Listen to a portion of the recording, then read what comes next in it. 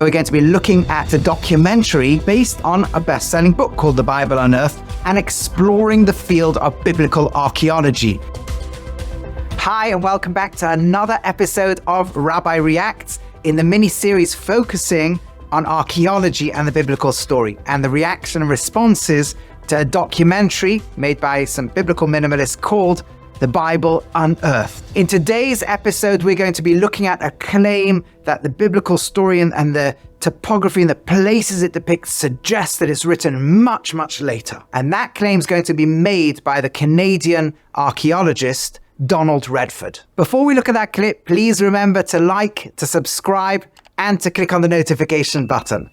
Okay, so let's get straight into the clip. So we're talking about something that isn't quite history, but there are a number of specific geographical terms. Can they give us any clue to when this was written? The geographical clues can, in fact, help to date the person who put this down. That's true. When one does that, one comes up with a fairly good impression of what the writer knew and the geography that he was familiar with. And that would help to plug him in terms of chronology. When did he live?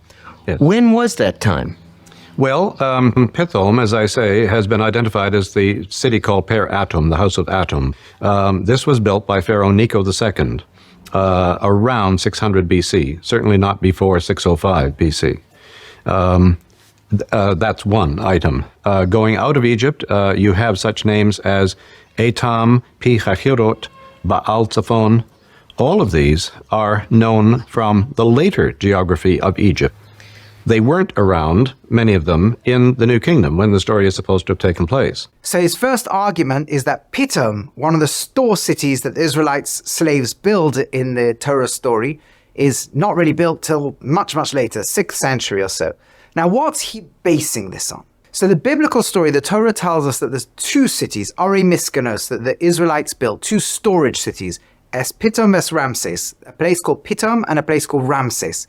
Now, Ramses has been discovered, and it's pretty much everybody agrees, it's a place called Kantir, and which is known to have been the great ancient city of the Ramses himself had. It didn't actually last that long, but it lasted from around the mid-13th century for about a century and a half.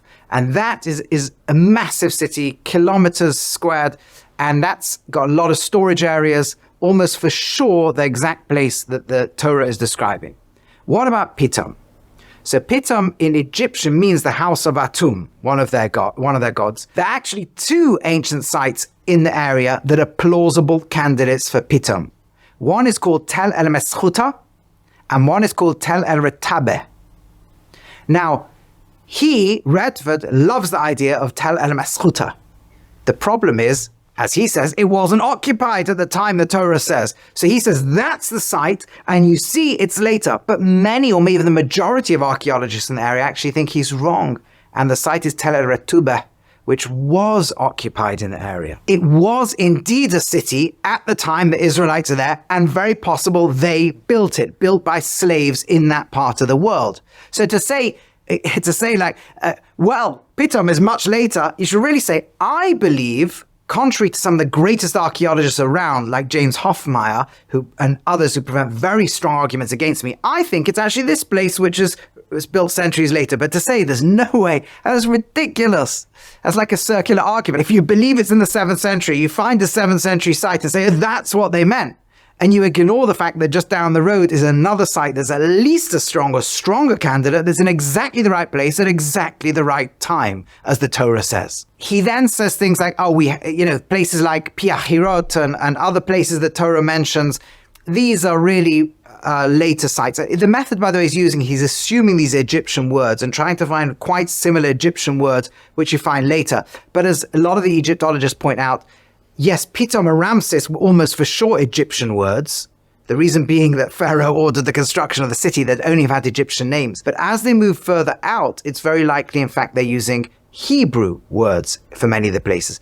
One of the sites that's almost for sure identified is Sukkot. The first place they arrive is Sukkot. We know it's the Egyptian place called Sheku. And one of Redford's arguments, he doesn't say it in detail here, but in his writings, is he says, well, there was no city called Sheku at that time. There was a well-defined area campsite, fortresses, and other things in the camping zone of Cheku, but the city didn't come till much later. Well, nothing in the Torah says they went to a city. In fact, why on earth would the Israelites have gone into an Egyptian city? They would have gone to a well-known Semitic campsite area as the first place on their way out. So we know that the biblical Sukkot was exactly where it is in the site of Cheku. We know exactly the area they would have gone to, and it fits precisely with the Torah's narrative. We then go to a place called Piachirot.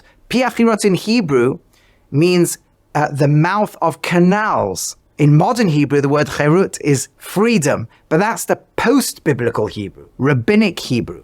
In biblical Hebrew, cherut is always something dug, something in a stone it can be etched in ground it can be ditches or canals. But we now know from both archaeology and also aerial surveys of the area, including from NASA, actually satellite surveys of the area, we can actually see that there was a whole network of ancient canals exactly at the point the Israelites would have been moving north from Sukkot. So this is almost for sure we can start to locate the journey, and all these places are exactly there at exactly the time the Torah says so. Now, if you want to read a very detailed account of this, one of the greatest Egyptologists, a guy called James Hoffmeyer, he's got a lot of articles and videos online, including this book, Israel in Egypt, Evidence for the Authenticity of the Exodus Tradition. He's also got another one called, it's over here actually, Ancient Israel in Sinai, Evidence for the Authenticity of the Wilderness Tradition. Now, one of the most fascinating pieces of work was actually not done by Hoffmeyer, but from somebody at the National Center of Atmospheric Research, a guy called Carl Drew, who in the online peer-reviewed journal, Public Library of Science, in 2010 published the following research. Let me just explain a bit about what his work is. Amongst other things, they study things like, what would happen if a tsunami came to the American coast or something like that. So they study the effect of wind and wind pressure on various waters. And he looked at Hoffmeyer's map of the Exodus, locating exactly all the specific places that were there at exactly the time the Torah says so. And that the Red Sea would not be the Red Sea. In fact, the Hebrew is not Red Sea, which would be Yam Adom. That is not the Hebrew word. The Hebrew word is Yam Suf, which means like a reed sea. Right? Somewhere in the English, one of the E's from reed got cut out and ended up being Red Sea. So people assume that Exodus happened in the modern Red Sea. But actually, that's not the route Hoffmeyer says. Based on the archaeology, it would have happened much further north in the Sinai, in what in ancient times we now know would have been a very, very huge lagoon, several kilometers long by several kilometers wide. What's intriguing is that Carl Drew then did research on the exact sort of area where the Exodus would have happened, according to Hoffmeyer, and discovered that if a wind blew for several hours of the night, it could actually split the waters, creating a pathway about 3 kilometers long, about 5 kilometers wide, that could last for a few hours. And then as soon as the wind subsided, it would come crashing down very, very quickly and to completely drown a chariot force or anybody who was stuck in the mud chasing them. Now, if we look at the Torah's actual account, the biblical account in Exodus chapter 14, verse 21, Vayet Moshe es yado, Moshe stretched out his hand alayam over the sea. Vayolech Hashem, and God brought esayam, he moved the sea, beruach kadim, with an easterly wind, azar, strong easterly wind, kol halayla, all night. Vayosem esayam l'charava, and it made the sea into dry land, vayiboko amayim, and the water was split. So Drew ran a computer simulation, exactly the sort that is used at a high scientific standard all over, and discovered that the topography of the place is exactly right. That is exactly what would happen. Now, of course, that doesn't diminish the miracle. That's an incredibly miraculous event because it doesn't normally happen. But here at the right time, God blows this wind and the sea splits. Now, some may say, that theologically we believe the miracle was much deeper than that or stronger. Possible. But the point is, it certainly fits exactly with the narrative at exactly the site that Hoffmeyer is based on the archaeology of the precise route the Israelites would take. So to just say, none of this stuff is there, it's not true. It's actually all there. We know site by site or plausible site by plausible site, pretty much the exact route they take, exactly where the lake was, the massive kilometers wide area, which in ancient times would have been called a sea, Yam Suf of the Reed Sea, exactly how it would split and where they'd appear on the other side.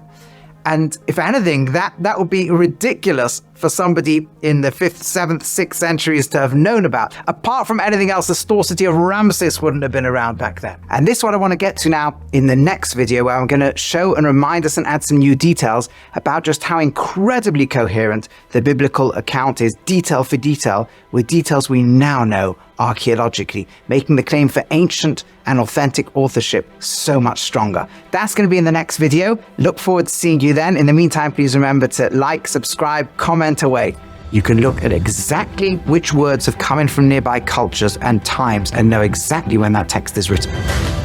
Hi everyone, thanks so much for watching. If you enjoyed what you saw, please click on the like and subscribe and hit the notification button below. Thanks so much.